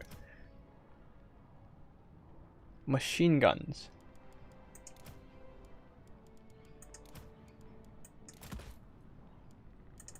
Wait, what if I go for... okay, what if I go for solar engine? But they will see me for sure if I start firing.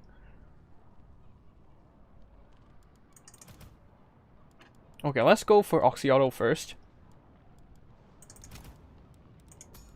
Just to see if we can outduel their skirmishing fire. And let's... oh, we can't get too many skin skirmishers anyway, so let's not do that. They'll probably be focusing down the Bastillodon with Rev Crystal. Okay, we need a Skink Priest to provide summons. Curse of One Rider would be nice. Okay, we need a couple of these guys.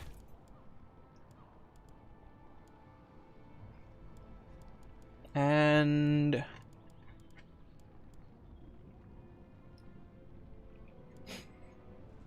I think that's basically it. They'll probably try to focus down the Spirit of Tepok, but it shouldn't be too much of a big deal, especially if they try to use the Sisters, because that's magic ammo.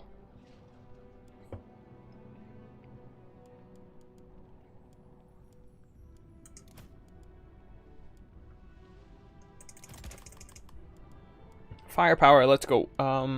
Yeah. We'll just go for firepower. And let's give them a little bit of guessing. play a little bit of guessing game for them. Like, I know probably pterodons are the best choice to counter the wood elves, but let's just go for a bamboozle play and see what they'll do. Like, if they can't see my targets at all, then what are they gonna do? That's gonna be a curious thing.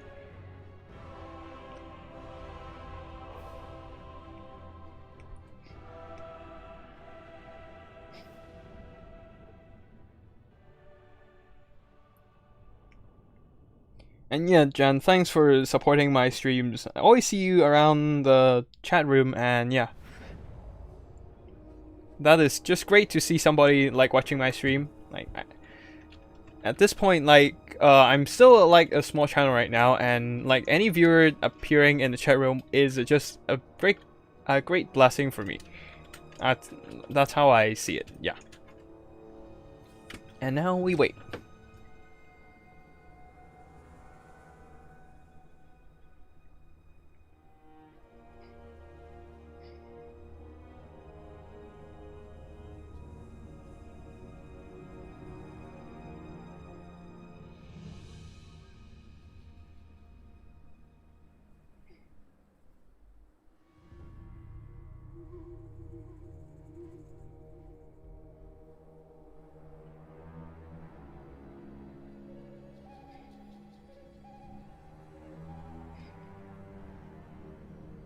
Okay, we might have another opponent with a little bit of connection issues.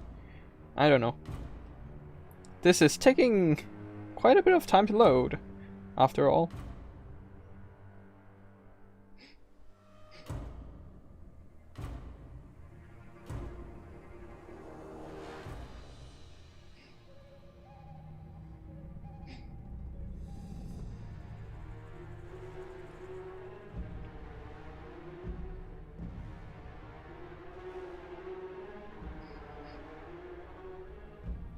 Man, it's really taking its sweet time to load, man.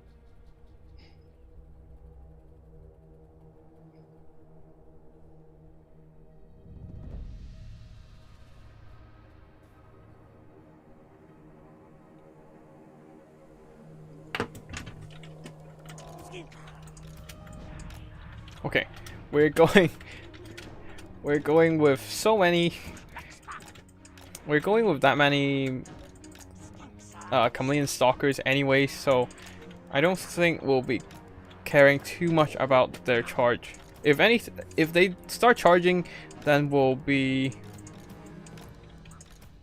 okay. Then we'll simply push screen out, and yeah, let's see what will they think about this. We need to be a little bit on top of the micro of these Saurus warriors, because if they drop a Pit of Shades in there, then we're basically done for. Now, anyways, I hope they don't have too many. They don't have too many. What do they call? Let me think. They don't have too many skirmishers or glade riders. That's gonna be hell for us. Yes, they can probably fight back against regular glade riders with their explosives. Like, if they chuck in the explosives and then charge in, then they might have a chance. But other than that, not quite. Oh boy, that's a lot of... Okay, let's see if we can just drop in some explosives in there. Come on. Yes. Yes, blow them up. Blow them up.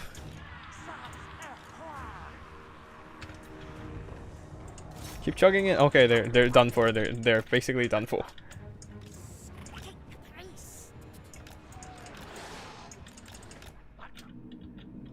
Okay, that's a lot of firepower coming in, and that's only half a unit of the Deep Wood Scouts gone. Damn it.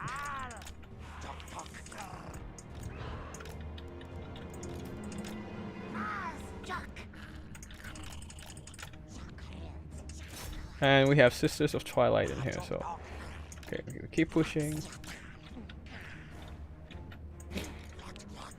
Not a big deal here, we can tank the damage.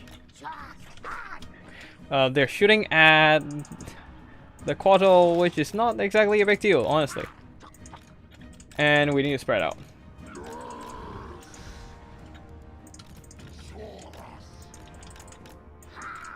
And we're going in with some explosives.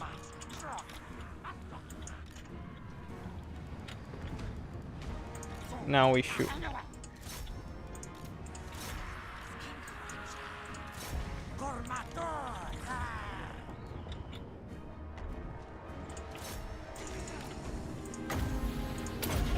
Let's drop something here and see what they think about it.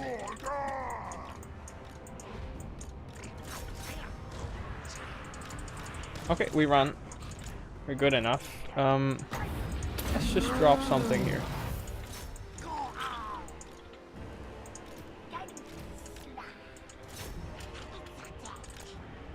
And we screen them a bit. Why do they... Wait, what? This is weird. Why are they grouping their units in here so odd? Anyways,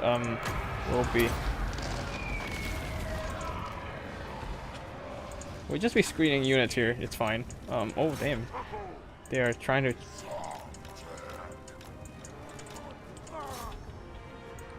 Which is not a... Okay.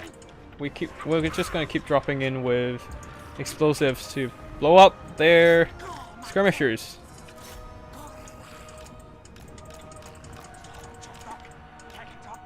Okay, the wild wood rangers are beating up our units pretty darn well. And with that, we're gonna pull back and... Oh, right, I forgot I summoned a manticore.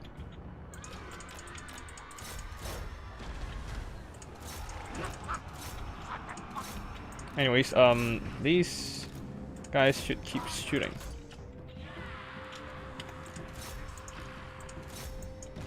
Yeah, I totally forgot about the goddamn... I totally forgot about the summoned manticore. Well, at least it'll provide a bit of use after, before going down, I guess. Anyways, these guys can pull back a bit before going in yet again. Now, pull back and keep shooting.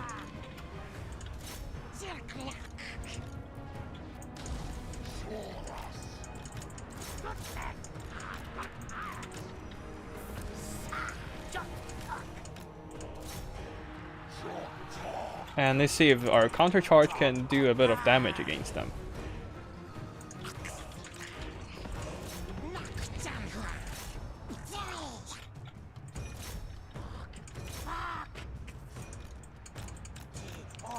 Okay, let's see if we can do a little bit of flanking maneuver here.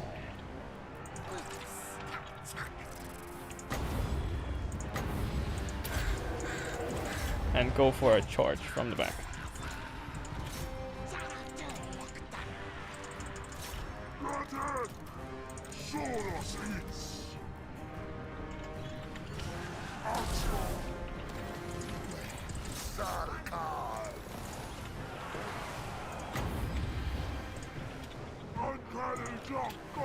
Okay, keep shooting at these damn skinks.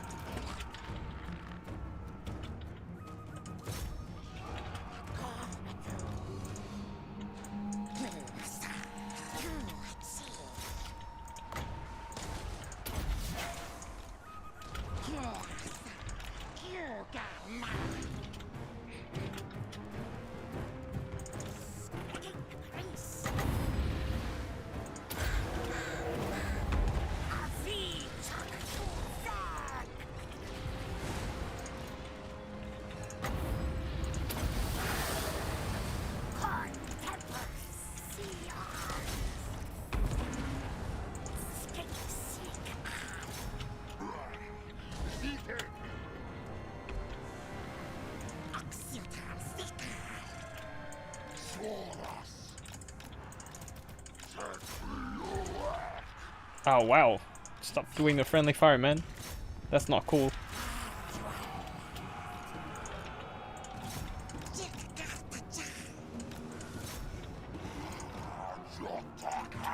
Okay, okay, we still have to finish off that one Wild Rider unit. Okay, cool. We got some skinks back. And the Terra is coming in pretty damn useful. Let's go for slippery this thing out of our... Right, and run our way out of here. Okay, chameleon stalkers, that'll do. Now keep shooting at the sisters. I don't care what happens, just finish them, please. And we don't have... Oh, damn, we don't have enough... Ah, damn it. Used up all my damn health on stuff that I probably didn't need. And these guys are immune to psychology, so...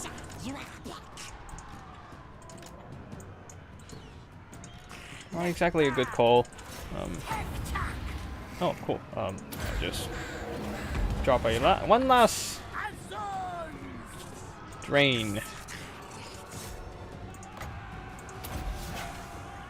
And shoot it once more. What? It didn't even hit? Well, great. I thought you were supposed to be a sharpshooter, Coatl. What are you giving me right now? Anyways, time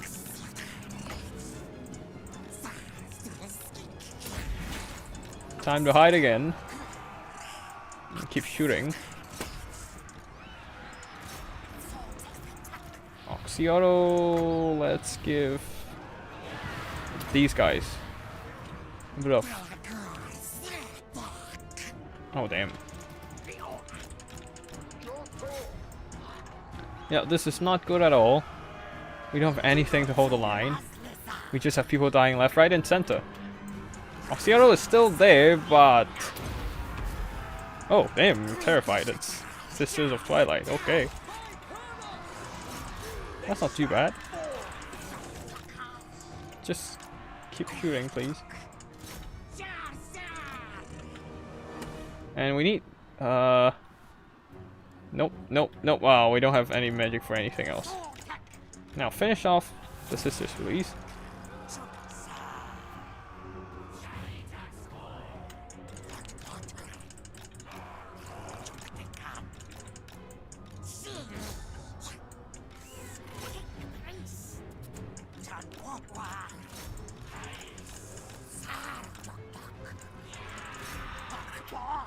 And the sisters are down. Though I don't exactly have anything to fight my way out of this. Oh, tear out, I guess? That's one way to do it. Okay. Not that I'm complaining, but this might be an issue. Okay, I need to finish off the Glade Riders. Pick them. Oh, damn. One shot, 3 kills? Okay. Coatl is pretty damn good at their job.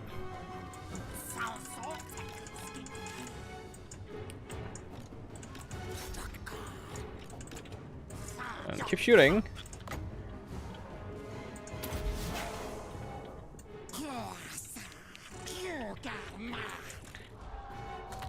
And blow darts. Continue with all them blow darts.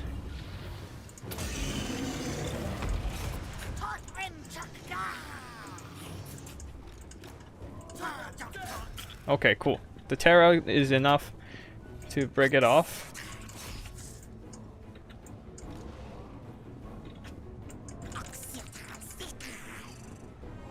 And we're routing a leader. Now, charge in, please.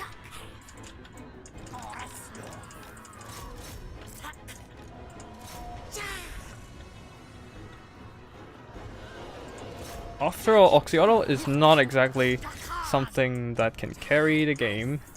Okay, we need that. And keep shooting, applying the missile to the back, and getting shot penalty, and and somehow we got this. Somehow. I'm not saying we got it properly, but somehow. Okay. Buff yourself. Stand your ground. Oh damn, the missile on their backs also really help out in just chipping away their health. My opponent's health, I mean. Yeah, the Skink Priest is probably gonna be gone after the Cold-Blooded wears off, but right now, let's see what happens. Oh wait, are these still like infinite ammo? I'm pretty sure they patched the bug. I mean, not exactly a bug, but still. Anyways, we will be recharging with Coatl himself. Oh, thanks Jen for the compliment on my post-battle analysis. Sometimes I actually think that my post-battle analysis might be a bit long, so I'm not exactly sure about it. Like I do feel glad that you like it though.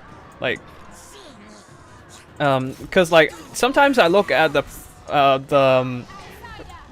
data analytics in the YouTube studios, and it always shows that there's pretty much a drop in terms of viewers right at the battle ends. So that means that a lot of people just do not watch my post-battle analysis. I mean, I still like to do them and whatnot, but I just sometimes feel not sure about like the point of doing a long one or a short one. But yeah. But I think like with your opinion, then I'm just gonna keep like doing the longer version. Just so like if anybody who is interested in watching will have some material to enjoy with, I guess, and like they can listen to and learn, I guess. But if they don't want to watch it, they can simply just, well, you know, cut the video off. And yeah, let's have a look at the post-battle analysis as we speak about the devil. Now, Chameleon Stalkers, they aren't exactly there. Yeah, they aren't exactly there to do the damage. They are more there to absorb the ammo, the very valuable, expensive ammo from the Wood Elf archers. Now, with a scattered formation and missile resistance, they can take those shots with pretty much good cost efficiency. And since they only have 2 rounds of explosives, they can just run in, chuck their explosives out, and most of their value is basically used up. And even if only with 2 rounds of explosives,